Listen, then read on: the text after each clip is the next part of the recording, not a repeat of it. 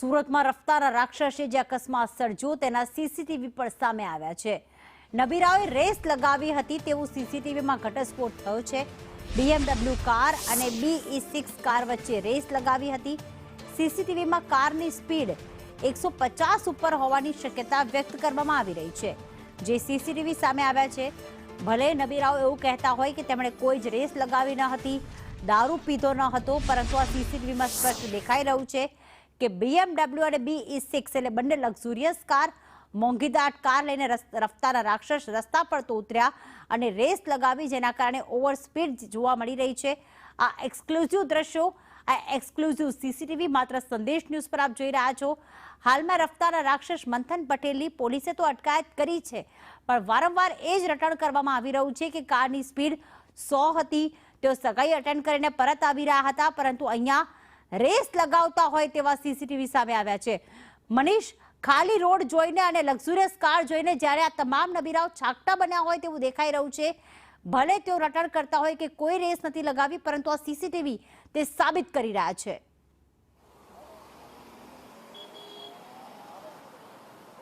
જી પ્રીતિ, વાત કરીએ તો બોલતા પુરાવા આવી ગયા છે કે આ નબીરાઓ દારૂ તો પીધો હતો, સાથે જ દારૂ પીને રેસ પર લગાવી હતી, તેના સીસીટીવી આવ્યા છે। સીસીટીવીમાં જોઈ શકાય છે કે સામાન્ય ગાડી એકદમ સ્પીડે છે, નોર્મલ સ્પીડે જતી છે, પરંતુ આ લોકોની જે સ્પીડ છે તે 140 થી 150ની સ્પીડ કન્ફર્મ બતાવવામાં આવી છે, દેખાઈ રહી છે। સીસીટીવીના દ્રશ્યો આવ્યા છે, બોલતા પુરાવા અત્યારે આપણે જે ઘટના સ્થળે ઉપસ્થિત છે જોઈ શકાય છે કે એ જે સીસીટીવીની અંદર દેખાઈ રહ્યા છે દ્રશ્ય કે લોકો છે તે કાર જ્યારે અકસ્માત કરી હતી ત્યારે આ સીધો જે સાઇન બોર્ડ છે તેના સળિયા છે મસ્ત મોટા, તે પણ આખા વળી ગયા હતા। ડિવાઈડર સાથે આજે અથડાઈ હતી અને ગાડી એ BMW અથડાઈ હતી, BE6 અથડાઈ હતી। ત્યારબાદ છે તે આ મહાનગરપાલિકાનો થાંભલો છે તે બતાવવા માંગીશ તમને। આ થાંભલો દેખાઈ રહ્યો છે કે આખે થાંભલો છે તે ફૂંચા બોલી ગયા છે, વળી ગયા છે। એટલો ભયાનક અકસ્માત હતો કે આ ત્રીજો થાંભલો બતાવવા માંગીશ અને એક આ ઝાડ છે, ઝાડ પણ તૂટી ગયું છે અને આ ત્રીજા થાંભલા સાથે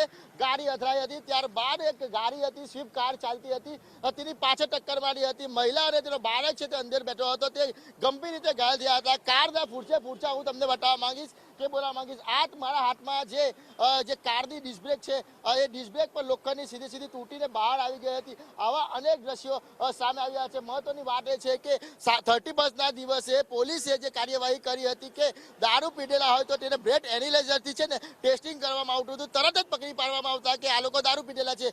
આ નબીરાઓ માટે અત્યારે સ્પેશિયલ જે કહેવાય કે સર્વિસ આપવામાં આવી છે। આ નબીરાઓને મેડિકલ કરવા માટે મોકલ્યું છે। 2 નબીરા હતા, તેમાંથી એકનું નબીરાનું છે તે રિપોર્ટ દારૂ પીધેલી પોઝિટિવ એટલે 185 મુજબ ગુનો દાખલ કર્યો છે। જ્યારે બીજો આરોપી હતો ઋષિનું કેમ મેડિકલ ટેસ્ટ નહીં કરવામાં આવ્યું, કેમ તેની પર ગુનો દાખલ નહીં કરવામાં, જેને લઈને અનેક સવાલો ઉઠી રહ્યા છે। બંને ગાડી હતી, એક BE6 હતી અને એક BMW કાર હતી। BMW કારના ચાલક પણ અહીંયા જતા, પરંતુ તેઓ દારૂની બોટલ લઈને ભાગવામાં સફળ થઈ ગયા હતા અને પોલીસ છે તે હવે તેઓની શોધખોળ કરી રહી છે એવું કહે છે। એટલે જ્યારે મીડિયામાં સમાચાર પ્રસારિત થયા ત્યારબાદ તમામ જે કાર્યવાહી કરતા અનેક સવાલો ઉઠી રહ્યા છે। સામાન્ય જો કહેવાય કે પ્રજા ગુનો કરે તો પોલીસ તરત જ તેની પર કાર્યવાહી કરે છે, તેનો વરઘોડો કાઢે છે, મીડિયા સમક્ષ બતાવે છે, પણ આજે ક્યાંક ને ક્યાંક પોલીસની જે ભૂમિકા છે તે ભૂંડી દેખાઈ। કારણ કે આવા નબીરા હતા, માલેટ ઘરના નબીરા હતા, જેઓએ YPD ડુમ્મસ જે કહેવાય કે ડોમ છે ત્યાં આગળ એક પ્રસંગની અંદર દારૂ પીને આવ્યા હતા, ત્યારબાદ રેસ લગાવી હતી। સંદેશ ન્યૂઝ પર જે અહેવાલ છે, જે ખબર છે સંદેશ ન્યૂઝને કે દારૂની બોટલ છે તેઓએ અમેરિકાથી બોટલ મંગાવેલી હતી, ત્યારબાદ દારૂની મહેફિલ મારી હતી। અહીંયા કેટલાક ગ્લાસો પણ પડ્યા હતા, તે પણ અત્યારે ગાયબ દેખાઈ રહ્યા છે।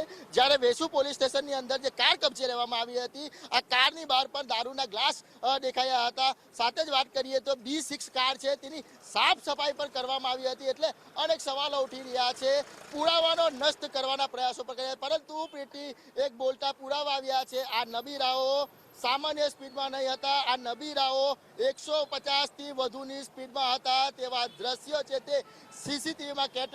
જો સીસીટીવી સંદેશ ન્યૂઝને મળી શકતા હોય તો પોલીસને કેમ નથી મળી શકતા? હજી પણ BMW કાર ચાલક છે તે હજી પણ ફરાર છે, કેમ પોલીસ તેના સુધી નથી પહોંચી, જેને લઈને અનેક સવાલો ઉઠી રહ્યા છે। સાથે જ વાત કરીએ 31ના નાઇટના દિવસે 700 લોકોથી વધુ લોકોને પકડ્યા હતા, તેમના જે બ્રેથ એનાલિસિસ છે તેનાથી ટેસ્ટ કરવામાં આવ્યા હતા અને તરત જ કાર્યવાહી કરવામાં આવી।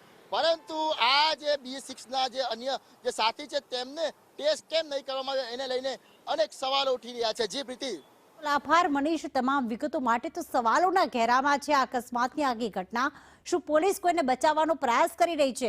શા માટે BE6 ગાડીની સાફ સફાઈ કરવામાં આવી? દારૂની બોટલ ક્યાં ગાયબ થઈ ગઈ?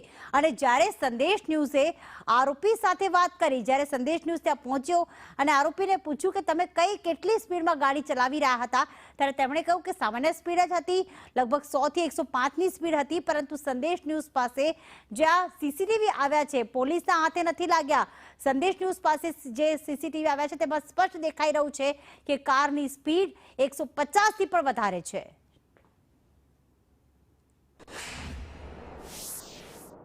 બે લોકો હતા અને YPD થી આવતા હતા. અને બંને જણા ડ્રિંક કરેલું હતું? કોઈ ડ્રિંક નહીં કરેલું હતું. ગાડી કેટલી સ્પીડ હતી? ગાડી કેટલી સ્પીડ? ગાડી 105.